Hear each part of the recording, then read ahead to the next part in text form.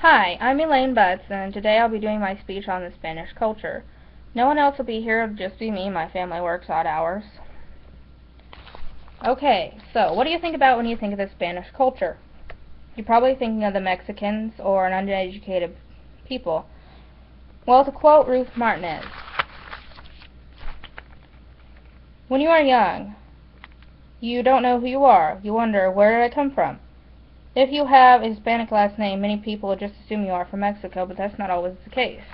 You may be from Spain, or you may have been born in the United States.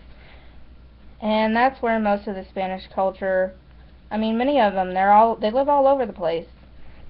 But today I'd like to just concentrate on the Spanish culture from Spain, because when you think of Mexico, you get the wrong impression. So don't judge them until you get to know the culture. The Spanish culture is very diverse, and they have a wide variety of music, sports, and they're a very educated population. In the next few minutes, I'm going to tell you about the Spanish culture's well educated, and they have a wide variety of cultural activities. And I hope you'll get to know them as much as I do. So they're located in Spain and Southwest Europe, and they have a great influence on the whole world. When you think of it, you want to think of a very picturesque place, like stone castles, snow-topped mountains, sophisticated cities. It's a very touristy attraction place. They're known for their museums, cathedrals, monasteries. The people that live there are Castilians, Catalonians, Lithuanians, Galatians, Basques, Romans, Arabs, Jews, Roma Gypsies, the large Gitano minority. They're known for their flamenco dances.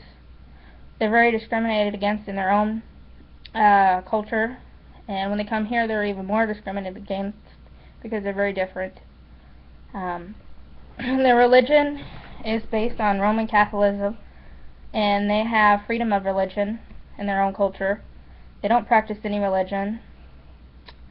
Their youth is influenced by America's culture. They are ruled by kings and queens, and their king right now is King Philip the Sixth. They have religious holidays: Holy Thursday, Good Friday, Easter Monday, Corpus Christi, the Feast of St. James, July 25th, All Saints' Day, November 1st. They have non-religious holidays. The Day of Three Kings, or Epiphany, is like our Christmas. The Day of Virgin of El Pilar, or the Discovery of America, by Christopher Columbus, October 12th. And each village has their own festival. Their education, the Mayana Law was started in 1857 for them to begin their education, and the General Law began in 1970. They begin preschool, and it goes through 6 years. School is free from 6 years to 16 years. Primary through 6 through 11. Secondary 12 through 16. Baccalaureate 17 through 18.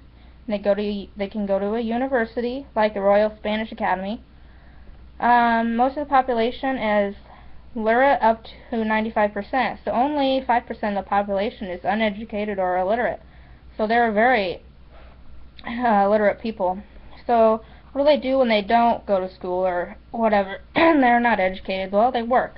The economy, they work at automobiles, the automobile industry, the smokestack industry, iron, steel, machine tools, metalworking, mining, agriculture, or family farms that make barley, sugar, wheat, grapes, corn, or maize, olives, tomatoes, potatoes, oranges. They live in housing. Instead of thinking of Mexico like small adobe houses, they're very family oriented, so it takes a village to raise a family. So when you see children out playing on the streets or in the parks, people are always watching. Their official language is Castilian, or the Romance language, which also is known as the Spanish language. They also speak Catalan, Basque, or Portuguese. The Castilian language or Spanish language is what is taught in schools, what's spoken on TV, in the media, or on the radio. Their day is very scheduled.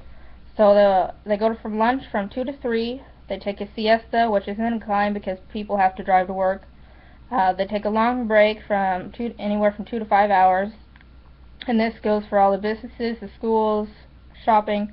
They work from 4:30 to 5 to 8 p.m. at night.